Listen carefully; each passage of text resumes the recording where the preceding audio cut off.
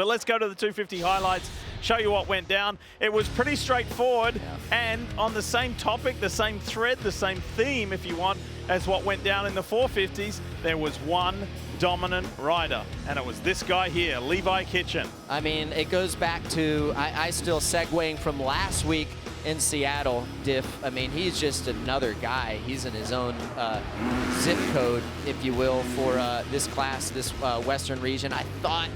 I really thought that RJ would have a better chance at contesting because RJ was fast in qualifying practice. He set the fastest time, but just, you know, he got bad starts, and what you're seeing right now is a lot of the same. Not really any battles for the lead.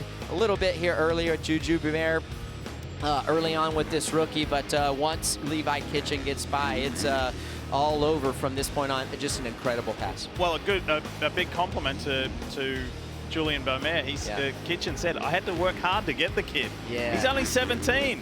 There's a lot more to come from Juju Beaumaire. There's a lot more to come from Joe Shimoda, too. He had a good night. I think this is the best ride of the season that Joe Shimoda has had. And the reason that I say that, his starts were consistent. He never crashed, and he got on the podium. So these are the type of rides that we have expected from Joe. Maybe a little bit of that, and why it's taken so long for him to get there is because he's on that new machine, learning these bikes and learning how it works in certain situations. So I think it's just taken a little bit longer than what we thought. But great ride all night long by Joe Shimoda. And like I said, if you didn't like this, you're not going to like the next two races that you're going to see. Because it was green, green, green. Yes, Levi Kitchen, a very comfortable win.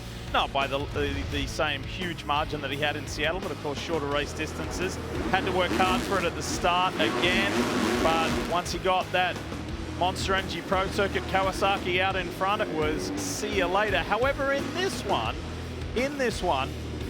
there was a bit more of a chase. Yeah, you talk about how certain dynamics of the race can change the outcome of what happens. And Ryder D. Francisco, if he hadn't come over jumped that double in that rhythm section, I think he stays in the lead. And then you got Jordan Smith right behind Levi Kitchen, and then that's going to, like, then we got a battle on our hands. Yeah. But he comes up short. Kitchen gets by for the lead, and then he has that gap, that buffer in between himself and Jordan Smith. That was RJ Hampshire chasing Joe Shimoda. Yeah, Shimoda was again in the top three, but it was the same winner. Well done, the chef.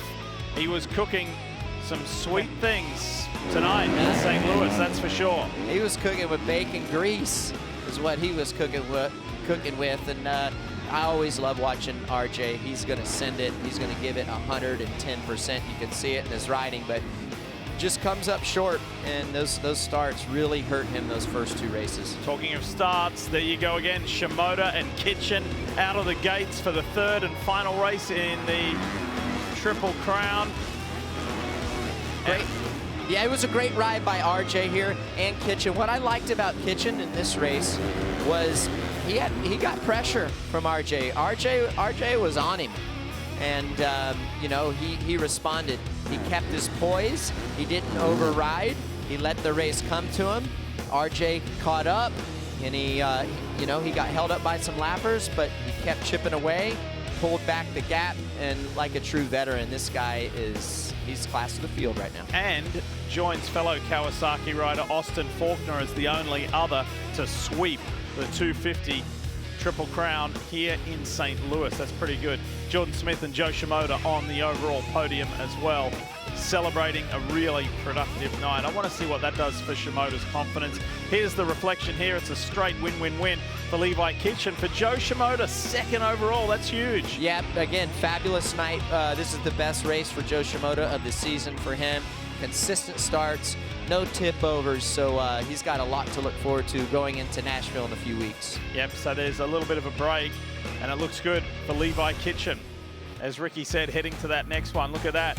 15 is the margin between Levi Kitchen and RJ Hampshire, then Jordan Smith hanging on, but the rounds running out. There's just 3 left in the 250 West Championship, and one of those 3 rounds is an East-West showdown. Hi folks, Leigh Diffey from NBC Sports here. If you truly enjoyed what you just watched, you can get more news, interviews, and highlights by subscribing to the Motorsports on NBC YouTube page. You can get it all, so go for it.